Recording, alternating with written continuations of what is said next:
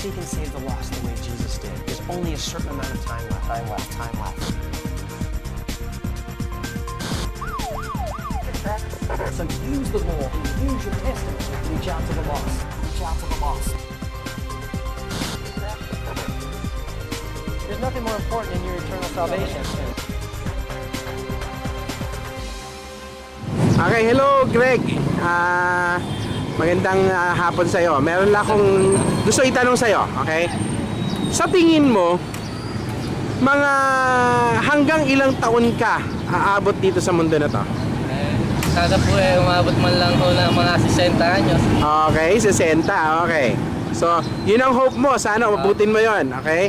At, pero ito, tatanungin kita. Yun ang gusto mong maabot na edad, pero aayon ka ba sa akin pag sinabi ko na pwedeng bago umabot ka ng edad 50, pwedeng matapos din ang buhay mo? Pwede ba mangyari yun? Pwede yung mangyari yun. Pwede. Pwede yung mangyari yun. Kahit na bukas lang ho pwede mo, pagka talagang kukuhanin ka na, mamamatay ka na rin ho. Okay, so naintindihan mo pala na ang buhay pa pwedeng magtapos anumang oras. Kahit na mamaya, kahit na ngayon. Kahit na ngayon. Di ba? Pwede yun. Okay, eto ngayon ang mabigat na tanong, Greg. Greg, kung sakaling ngayon mangyari yung kamatayan para sa'yo, saan ka kaya pupunta? Sa langit o impyerno? Yun lang ho, hindi ko masagot. Pero sa ano ko naman mapunta naman ho sa langit. Bakit sa tingin mo sa langit ka, Greg? Wala naman ho, bilang masama na, meron naman ho, hindi naman ho siguro grabe na. Okay, so sa tingin mo, mabuting tao ka naman? Sa tingin ko naman kahit po paano, mabuti naman hindi naman ako papatay ng tao. Okay. Sige. Meron akong isang maikling test sa'yo para malaman natin kung mabuti ka talagang tao, ha? Sagutin mo lang itong mga tanong ko. Okay. Unang tanong ko sa'yo, Greg. Nasubukan mo na ba magsinungaling? Sa pagsisinungaling, nasubukan ko na rin ng minsan. Okay. Nasubukan mo na bang magnakaw kahit na pinag-usapan kasing liit na isang candy, may-ari pa kapatid mo? Kahit na isang beses? Kumuha ka na isang bagay hindi sa'yo? Nasubukan ko na rin siguro. Nasubukan mo na rin. Okay, pakinggan mo to, ha. Sinabi ni Jesus to nung nandito siya. Sabi niya, tumingin ka pa lang sa isang babae na may pagnanasa sa isip mo, katumbas na yon ng pakikiapit sa harapan niya. Greg, masasabi mo ba na kahit na isang beses sa buong buhay mo, hindi mo pa nasusubukan tumingin sa isang babae na may pagnanasa sa isip mo? Minsan din ho na ng iba at natitingin ko sa iba.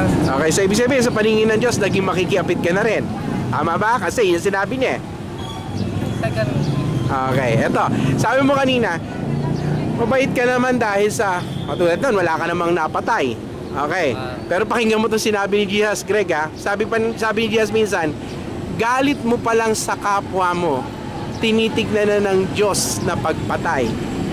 So etong tanong ko sa'yo, Greg, masasabi mo ba na hindi mo pa nasubukang nagalit sa ibang tao? Nagalit po, pero yung nagtanim ng galit, hindi naman ho. Pero ito sabi ni Jesus, ha? Galit mo pa lang sa kapwa mo, okay, sa paningin niya, katumbas na yun ang pagpatay. So ibig sabihin, medyo nalabag mo rin yung utos niya doon. Pero ibig ko sabihin, hindi naman tayo dumating sa na nagtanim tayo ng tamanan. Okay, sige. Alam mo tong oras na to, Greg, inamin mo na 4 sa 10 utos ng Diyos nalabag mo na. Pagsisinungaling, pagnanakaw, pagtingin na may pagnanasa sa isang babae, at pagkakaroon ng galit sa kapwa na sabi nga ng Diyos, kahit na maliit na galit yan, siya tumbas na yun ng pagpatay sa harapan niya. Okay? 4 sa 10 utos ng Diyos nalabag mo na, yung 6 di pa natin tinitingnan. Paano kaya wag naman mangyari ngayon? Kung yung kamatayan na sabi natin pwedeng mangyari anong oras, nangyari ngayon. Humarap ka sa Diyos para hatulan niya at ang pinagbasihan niya ng paghatol niya sa iyo yung 10 utos niya. Sa harapan kaya ng Diyos, Greg, ikaw kaya may sala o walang sala? Innocent or guilty? Hindi rin ho natin masasagot po yun. Dahil na sabi niyo nga, may nalabag na akong 4 na utos ng Diyos. So, ano yan, guilty ka or innocent sa harapan ng Diyos? Kung yun ang pinagbasihan niya, 10 utos niya. Sa pinagbasihan niya ho, palagay ko, guilty ako. Pero Guilty. sa mga nakikita niyang mga ginawa ko rin mabuti na meron din na nagawa, baka ho sa bagay, hindi naman natin masasabi kung ano. Okay. Di ba ho, ang Diyos naman kahit anong oras nakatingin sa'yo. Okay. Siguro. So, sinasabi mo, guilty pero may mga mabuti naman din ako nagawa. Okay? Oo. Okay. Tatanungin kita ito. Kung nasa isang korte ka, isang tunay na korte, at nahuli kang nagnakaw, at sa harapan at napatunayan ka sa korte na nagnakaw talaga, sabi ng judge, satol niya sa'yo, makukulong ka dahil sa sala ng pagnanakaw. Binigyan ka ng pagkakataon ng judge na magsalita. Ito sinabi mo, Greg. Judge, inaamin ko naman yung ginawa ko na yan at pinagsisisihan ko nga eh. Okay? Pero Judge, dapat tingnan mo rin na meron isang pagkakataon, ilang pagkakataon nga eh, meron ng limos sa akin. Binigyan ko ng limos eh. Tatingin mo ba, Greg, dahil sa meron kang kabutihang ginawa rin, babawiin ng judge yung parusa mo, Greg? Hindi ko rin masabi sa matao kasi ng tao. Ang pagkakasala ho na ginawa natin, tayo kahatulan na ho kahit na tumisan, hindi rin din natin ginawa. Okay? So, pero dun sa case na yun, di ba? Hindi mo pwedeng gamitin yung mga kabutihan mo sa nakaraan para pakawalan ka ng judge dun sa parusa na naghihintay sa'yo na sana patunayan ng korte na nagawa mo. Tama? Okay. So, ito ang gusto ko ipaliwanag sa'yo, Greg. Lahat tayo guilty sa korte ng Diyos dahil nalabag natin ang mga utos niya. Hindi ko sasabihin sa iyo na ako walang nalabag. May nalabag ako sa mga utos ng Diyos. At ang sabi nga ng Biblia sa James 2:10, maging tapat man daw ako sa pagsunod sa lahat ng utos ng Diyos, pero sumablay ako sa kahit isa. Guilty na daw ako sa lahat. Bakit? Kasi yung nag-utos sa akin na huwag ako magsinungaling, siya rin yung nag-utos na huwag ako magnakaw.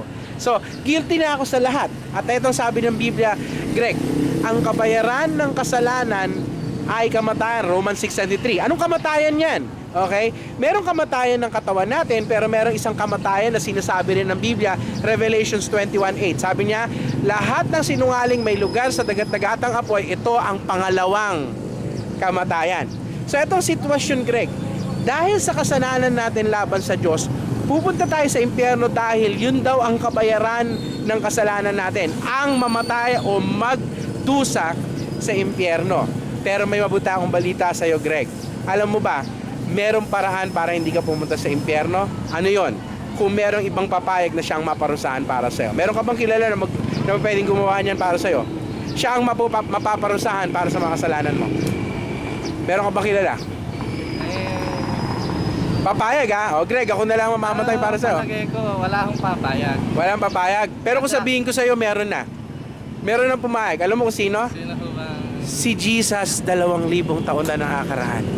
Diyos siya na walang kasalanan, bumaba sa lupa, nagkatawang tao. At pagkaraan ng 33 taon niya rito sa lupa, napako siya sa krus, doon siya pinahirapan, doon binastos, doon pinayat, doon pinatay. Ang sabi ng Biblia, para patunayan niyang tunay siyang Diyos, pagkaraan ng 3 araw na buhay siya. Bakit siya naparusahan? Hinayaan niyang maparusahan ang sarili niya, wala naman pala siyang kasalanan. Ang dahilan, Greg, para gumawa siya ng kabayaran sa kasalanan mo. Naintindihan mo ba kung anong ginawa niya ngayon? Okay? Ewan ko kung ngayon mo lang naintindihan na para sa iyo pala yung ginawa ni Jesus. Pwede ka nang makalaya sa pamamagitan ng sakripisyo niya kung ibibigay niya yung sakripisyo niya na kabayaran sa kasalanan mo. At ito lang ang kondisyon niya para yun ang gawin niya. Magsisi ka sa kasalanan mo ng tunay. Intindihin mo na lahat ng ginawa mo na yan, labag sa Diyos, at hindi siya natutuwa kahit na may ginawa kang mabuti, hindi siya natuwa doon sa mga ginawa nating kasalanan dahil paglabag sa mga utos niya yan. Itakwil mo ang kasalanan sa buhay mo sa tulong ng Diyos. Pakita mo may kagustuhan ka. Pagsisisi ang tunay doon. Pangalawa, gusto niya manampalataya ka na wala nang ibang makakapagligtas sa'yo. Hindi ang reliyon mo, hindi ang mabuting gawa mo, kundi siya lang. Kanina, tinatanong kita, saan ka kaya pumunta, sa langit o impyerno? Sabi mo, baka naman sa langit. Baka hindi naman ako guilty kasi may maginawa naman ako mabuti eh. Ayaw ng Diyos yung ganyang pangangatwiran. Ang gusto ng Diyos, lumapit tayo, may pagpapakumbaba, aminin natin at kasala tayo. Huwag nating isipin na yung mga mabuting gawa natin, pwede nating pangsuhol sa Diyos para mapasukin tayo sa langit. Antindihin mo sa harapan ng Diyos na hindi ka karapat-dapat na pasukin ng Diyos sa langit. Pero dahil sa sobrang pag-ibig niya, yung kamatayan niya sa krus, pambayad sa kasalanan mo yon. At yun ang pananampalataya na kailangan niya makita sa iyo. Naniniwala ka na para sa iyo yun. Etong pangako sa iyo ng Diyos, Greg. Pag ginawa mo yung dalawang bagay, magsisisi ka sa kasalanan mo at magtitiwala ka na si Jesus ang makapagligtas sa'yo, kaya sa kanya ka hingi ng tulong. Pag namatay ka, hindi ka na sa impyerno. Ito sabi ng Biblia. Saan ka na pupunta? Sa langit na. Bakit? Etong sabi niya sa 1:3-16, sapagkat kayo na lamang ang pag-ibig ng Diyos sa sanlibutan, na ibinigay niya ang kanyang nag-iisang anak upang kung sino man ang sa kanya ang manampalataya, hindi na mapapahamak, kundi magkakaroon ng buhay na walang hanggan. Kung paniniwalaan mo, pagkatapos ng magsisi sa kasalanan mo, paniniwalaan mo na si Jesus na ang makapagligtas sa'yo, sabi ng Diyos, meron ka ng buhay sa langit. Huling tanong ko sa Greg, mahal mo ba sarili mo? Oo. Siyempre. Siyempre naman. Okay. Kung tunay mo mahal ang sarili mo, at ako nasa kalagayan mo, nalalaman kung meron akong malikang problema. Dahil sa kasalanan ko, pag namatay ako, punta ako sa impyerno. Pero narinig ko yung mensaheng ganito, na si Jesus pala, siya ang nagbayad sa kasalanan ko at hinihingi na lang niya pagsisi sa kasalanan ko at pananampalataya sa kanya. Alam mo, itong gagawin ko, Greg, hindi ko hayaang matapos tong araw na to na hindi ko ginagawa sa harapan niya yung dalawang bagay na yan. Kasi katulad ng napagkaintindihan natin, ang kamatayan pa pwedeng dumating kahit ngayon. Okay? Pag inabutan ka ng kamatayan na hindi mo ginawa yung dalawang bagay na yan, sorry ka na lang. Sa impyerno ka. Pero gagawin mo yan habang buhay ka at di mo alam kung hanggang kailan ka mabuhay, wala ka nang dapat ikatakot sa impyerno. Okay? Sana pag-isipan mo mabuti, Greg. Maraming salamat sa pakikinig.